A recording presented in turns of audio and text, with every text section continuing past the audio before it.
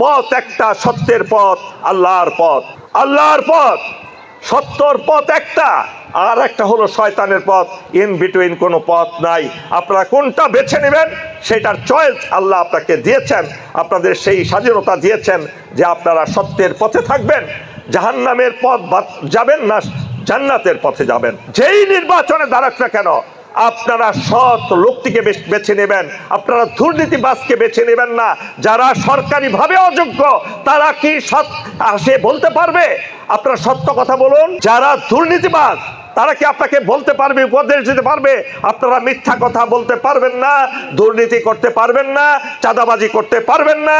যারা এই কথাগুলো বলতে পারবে তারাই হতে পারে আপনাদের নেতা। আপনাদেরকে শোষণ করে আমি বাড়ি বানাবো, গাড়ি বানাবো, বিদেশে টাকা, বিদেশে বাড়ি করব, বিদেশের ছেলে মেয়েদেরকে লেখাপড়া করাবো, আমি উচ্চ শিক্ষিত করব, সেই হারামের টাকা দিয়ে দেশের কিংবা সমাজের কোনো শান্তি হতে পারে না, পারে না, পারে না।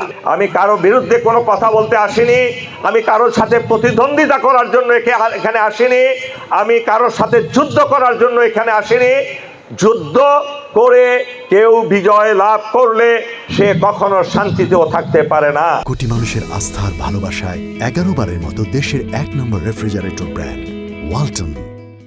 বাংলাদেশে আসন্ন নির্বাচন এমন একটি নির্বাচন হবে সেখানে কোনো টাকার খেলা হবে না, সেখানে কোনো চাঁদাবাজদের স্থান হবে না। ভালো লোকগুলো পার্লামেন্টে যাবে, বিভিন্ন প্রতিষ্ঠানে নির্বাচিত হবে, এই কথা নিশ্চিত করে আমি বলতে পারি। আপনাদেরকে ভয়ভীতি দেখানো হয়েছে, আপনাদেরকে বাড়িতে নিয়ে ডেকে হুমকি দেওয়া হচ্ছে। এটা কি কোনো রাজনীতিবিদ পারে? গণতন্ত্র কি এই কথা বলে? বলে না। সুতরাং যে করছে, যারা করছে তারা অবৈধ অর্থের মালিক এবং অবৈধ অর্থ বিলিয়ে এই সমস্ত কাজগুলো করছে। যদি একজন সৎ লোক হয়, তার বুকের পাটা অনেক শক্তিশালী থাকে, সে কখনো হুমকি ধমকি দিয়ে মানুষকে শাসন করতে চায় না, মানুষের ভোট আদায় করতে চায় না, মানুষের সমর্থন আদায় করতে পারে না, পারে না, পারে না। আমি রাজনীতি করতে এখানে আসিনি।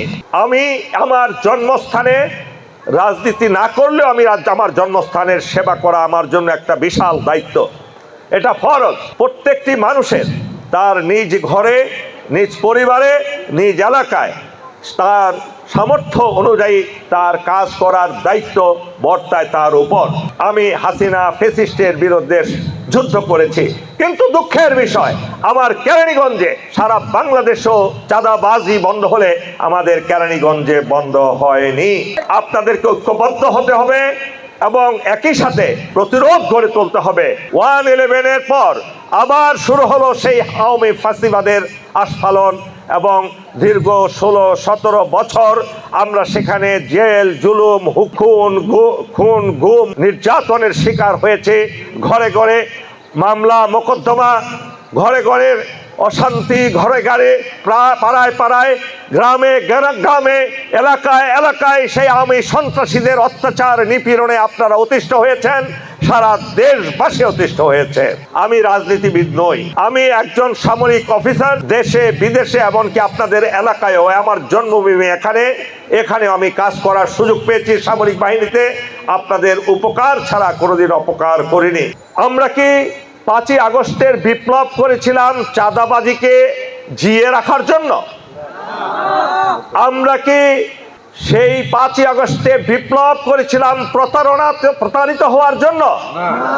আমরা কি কেরানীগঞ্জ কিংবা দেশবাসী কি, কেরানীগঞ্জের দেশবাসীকে আমাকে লিখে দিয়েছেন যে অনেল হক ছাড়া কেরানীগঞ্জে কিংবা ঢাকা 2 আসনে কেউ নির্বাচন করতে পারবে না এবং পলিটিক্স করতে পারবে না? এরকম কি আপনারা আমাকে লিখে দিয়েছেন?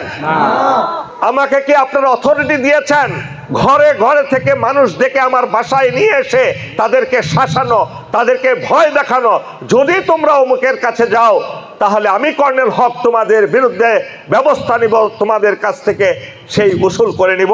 আমি কি সেটা করতে পারি? না। কোন পলিটিশিয়ান 0 থেকে 5 বছরে হিরো হতে পারে বাংলাদেশের। আপনি কি মনে করেন সেটা তাদের হালাল ইনকামের মাধ্যমে হতে পারে? না, কখনো না। যা টাকা সব জনগণের টাকা। বাংলাদেশের যত অর্থনীতি সব হলো আপনার আমার, ইভেন একজন ভিক্ষুকের। এখানে চাঁদাবাজি, জুলুম, নিপীড়ন, জায়গা দখল, খাস জমি দখল, ঘরে ঘরে হানা দিয়ে চাঁদাবাজি করা, দোকান মার্কেট, তারপরে আপনার কে ঘাট মাঠ সর্বত্র চাঁদাবাজি। এটা তো জাতীয়তাবাদী দলের সম্পূর্ণ বিরুদ্ধে কাজ। আমাদের মহান নেতা জিয়াউর রহমান তিনি এমন আদর্শ রেখে গেছেন আমাদের সামনে, তিনি এই ধরনের সকল অপরাধ থেকে দলকে মুক্ত রেখেছেন। এবং একইভাবে জনাব তারেক রহমানও সেই কাজটি করছেন। তিনি প্রতিশ্রুতি দিয়েছেন যে কোনো চাঁদাবাজ, দুর্নীতিবাজ, ফ্যাসিস্ট এমন কোনো লোক বিএনপিতে রাজনীতি করার কোনো অধিকার নাই। এটা আপনারা সবাই জানেন।